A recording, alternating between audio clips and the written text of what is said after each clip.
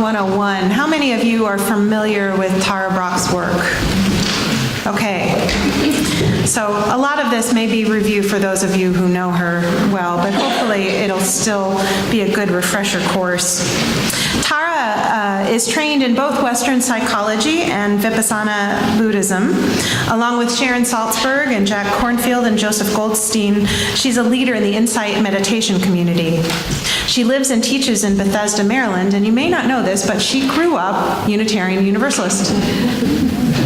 Like me, she's fascinated by the biochemistry of spiritual practice. She talks in her Dharma talk, she talks about neuroplasticity and endorphins and dopamine. She references the reptilian brain, but also the mammalian brain, which tends to focus on longing, hungers, food, and fornication, the fulfillment of our desires. And then there's the primate brain, which is pack-oriented and very concerned with being admired, respected, and loved.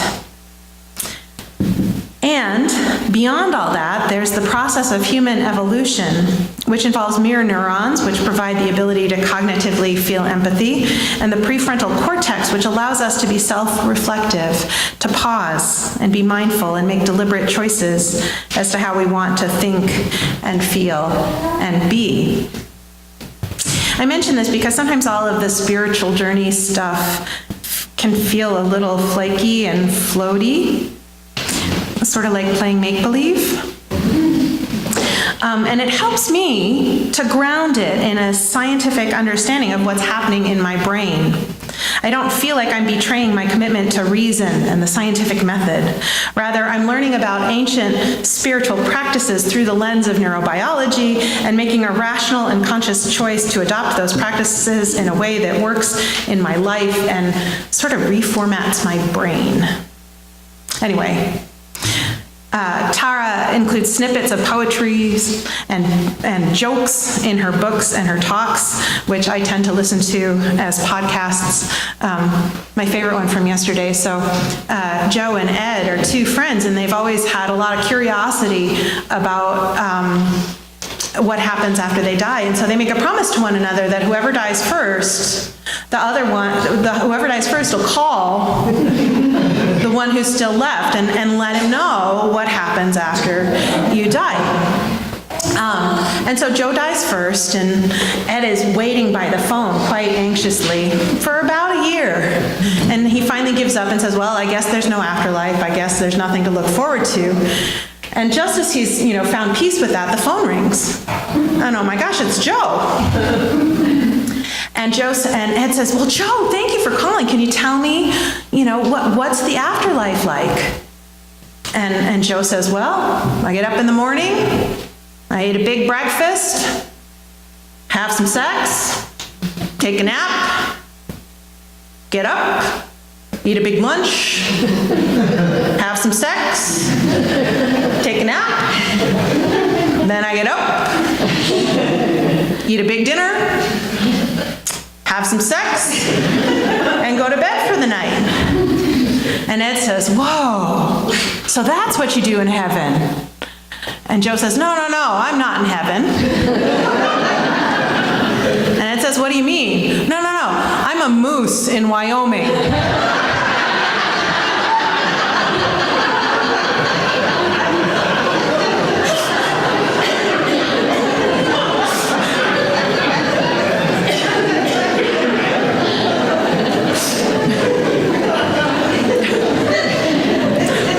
So Tara is very funny.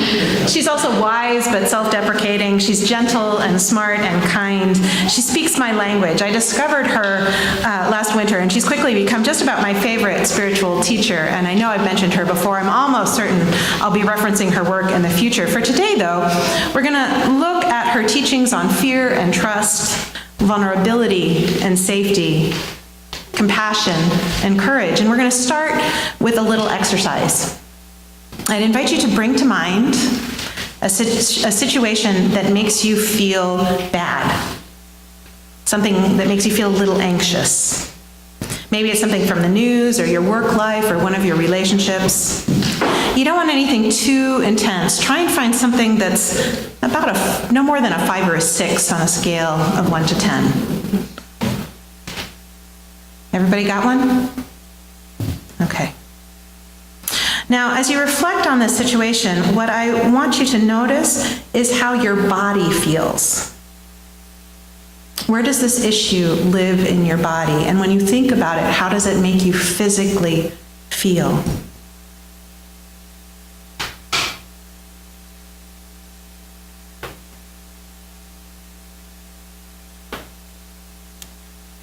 What do you think? What do you say? Tense?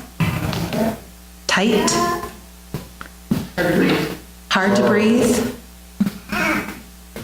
Makes me feel small. Small? Trapped? Low energy, right, okay. Stiff neck. Shoulders hunched forward. Contracted, yeah. So, when we are anxious, we have this physiological reaction, and what it means is that we're not able to access our innate creativity, our ordinary human superpower that allows us to respond with grace and growth to any situation, no matter how painful. It feels awful, feels yucky. And because we don't like feeling awful, the instinctive response is to distance ourselves from the feeling and from the situation that causes the feeling. A lot of us tend to numb out with television, with booze, with chemicals, with online games. Pick your poison. We distance ourselves from fear. We distance ourselves from uncertainty. We distance ourselves from grief.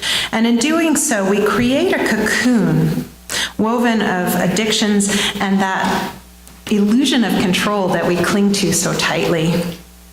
And we try to convince ourselves that in that cocoon we are safe. But eventually we find ourselves stranded. These are false sanctuaries. They are not happy places. Like our little friend in his room with his big hurt. There's no space for us. We're trapped. Tara's work offers us a way out of that trap. Jamal? Thank you. Tara Brach's book, True Refuge, diagnoses our suffering as our tendency to seek comfort and love in all the wrong places, in false refuges. Over the last several years, each day I sought refuge from my anxiety and sense of inadequacy as a new lawyer through cooking dinner each night and finishing at least a bottle of wine in the process.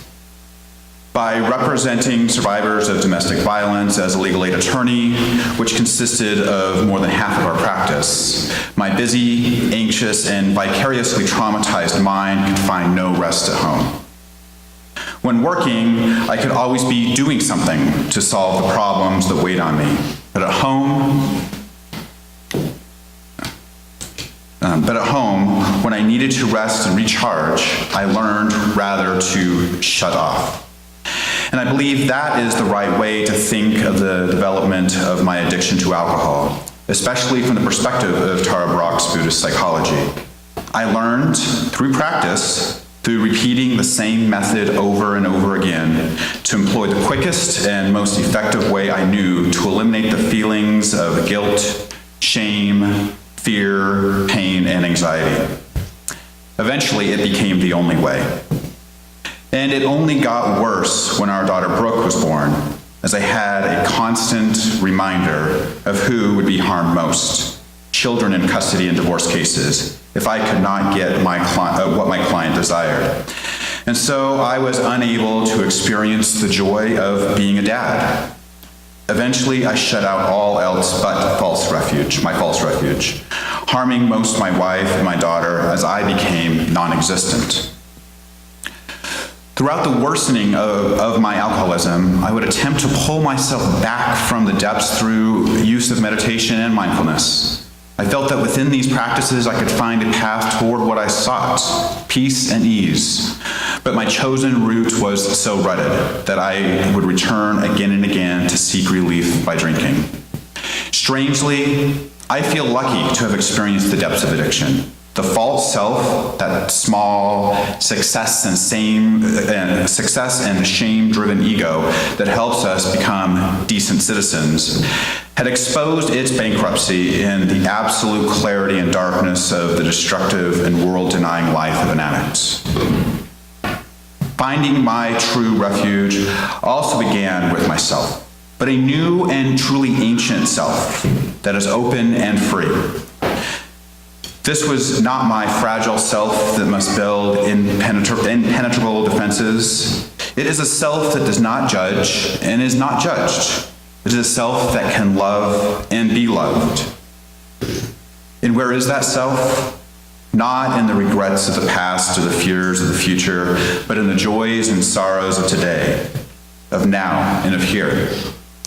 As the metta, or loving kindness practice that many schools of Buddhism teach, our love of humanity and of the world begins with loving our true selves. May I be happy. May I be healthy. May I be safe. May I be at ease. It then ripples out to others. In this practice, I began to find and love the child within that I had lost. Finding that child was the only way, at first, I could even do the practice, since I struggled to see myself as worthy of happiness. Before entering recovery, however, even that would have been impossible.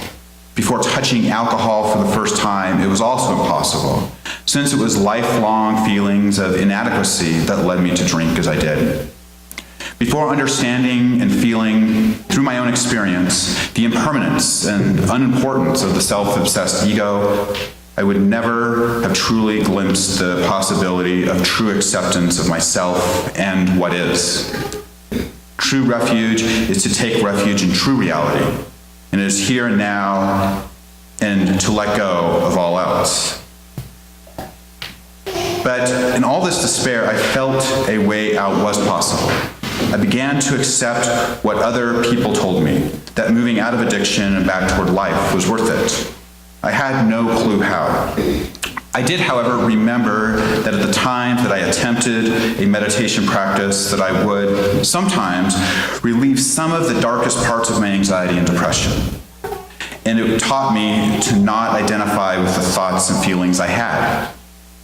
When I finally made it to treatment, I found space to look back at myself, to let myself be me, to experience the pain, shame, sorrow, and guilt without running away, to be present and not hide or escape or run or isolate. There I found healing, joy, and love as well. I could be with my feelings and not be my feelings. I could return again and again to the center, to the hub of the wheel, as Tara Brach puts it. It was in treatment that I recommitted to a regular meditation practice that has itself now become a habit and is in turn helping to habituate a more mindful way of being. But I found the continued support to do this through the spiritual community of this church, through meditation groups, through 12-step recovery, and through the Buddhist-inspired recovery group, Refuge Recovery. Using the Buddhist Eightfold Path and Four Noble Truths as a program for recovery, as suggested by Refuge Recovery, has allowed me to integrate my spiritual practice with my recovery program, and provided a seamlessness that I find necessary for me to live a more integrated and authentic life. Upon returning to Moscow after inpatient treatment this year, I experienced what I would call a God shot if it wasn't for the non-theism of Refuge Recovery. I went to Refuge Recovery meetings while in treatment and decided I wanted to start a meeting on the Palouse when I returned. Thursday, after getting back to town, I went to the Zen Center to meditate with the Zen community during their weekly practice.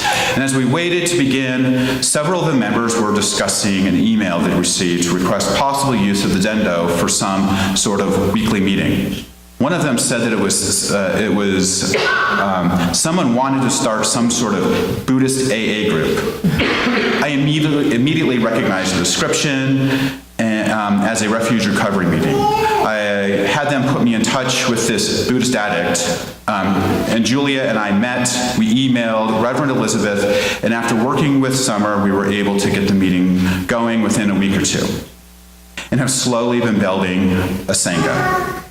Now, each Monday, we meditate, read, and discuss recovery from a Buddhist perspective.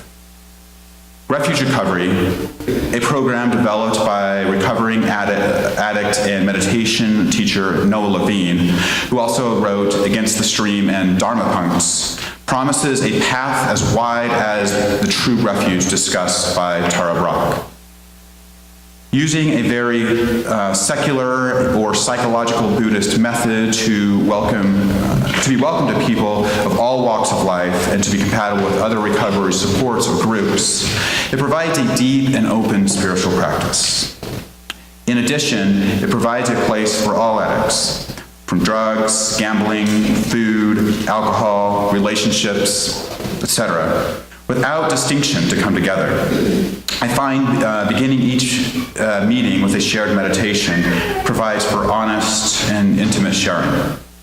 It, along with the Tuesday night Buddhist fellowship that meets right here, has become a spiritual home for me. And each Monday I know that the Yellow House provides a truly sacred space to seek true refuge.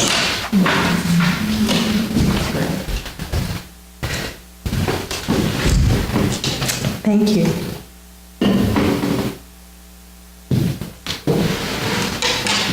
Talk about courage, right? Yeah. Now, in our world, there are plenty of very real things to be afraid of.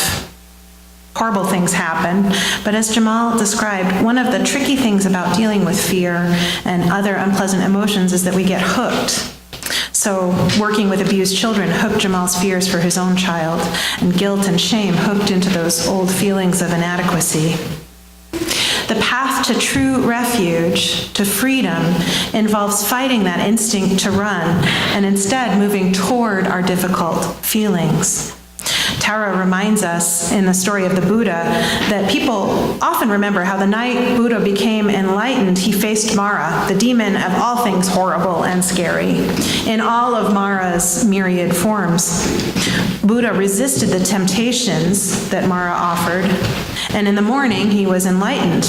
But what people often forget is that throughout the Buddha's life, Mara kept showing up.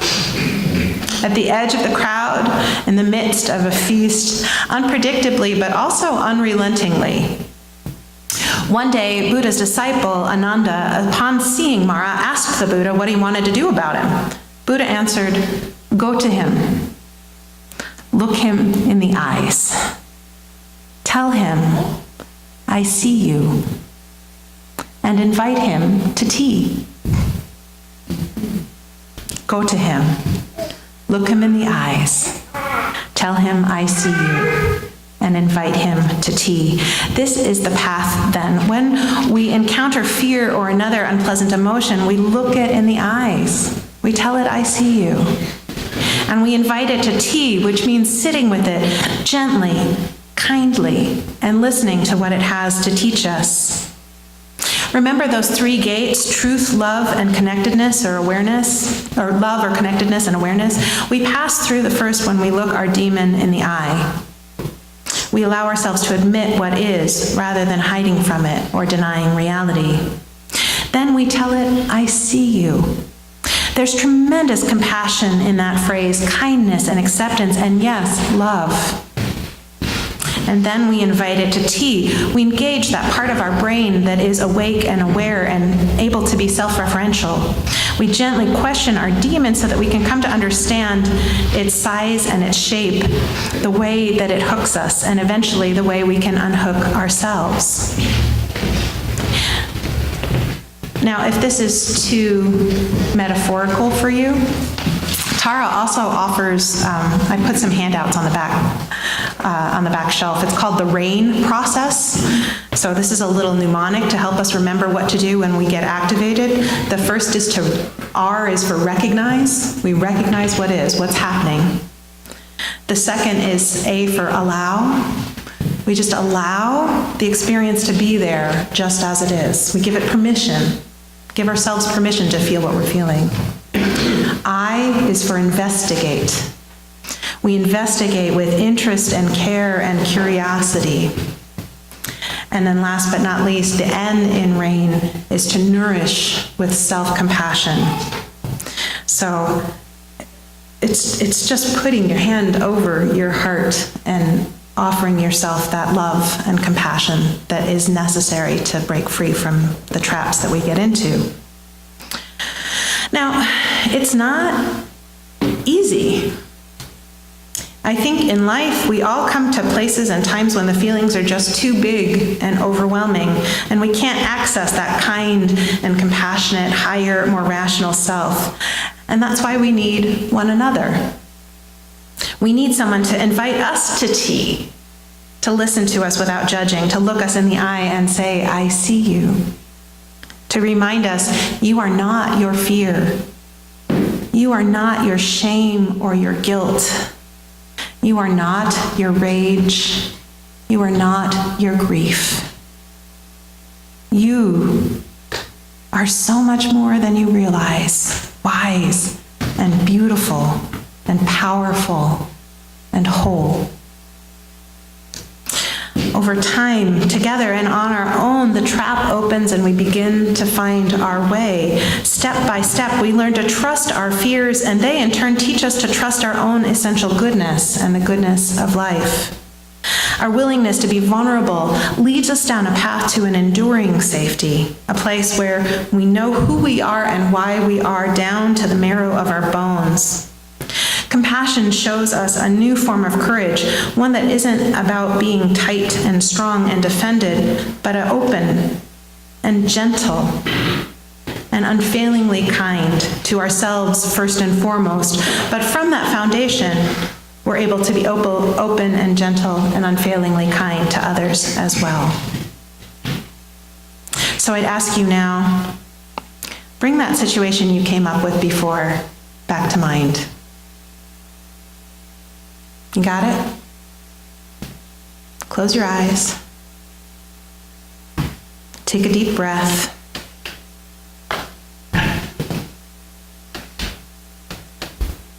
And notice, where in your body do you feel the sensation of tightness or discomfort?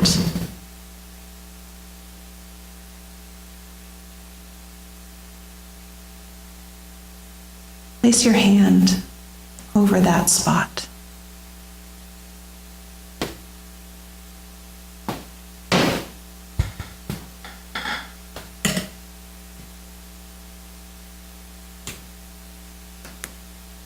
Offer it acceptance, tenderness, compassion.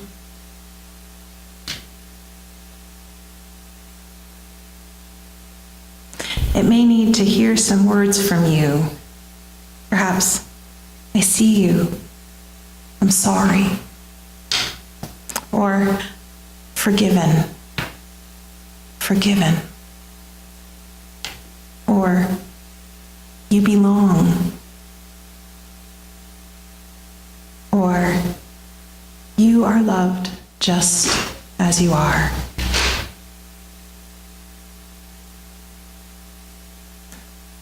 Whatever words it needs to hear, offer them up to that tight place. Breathe those words over and over like a mantra.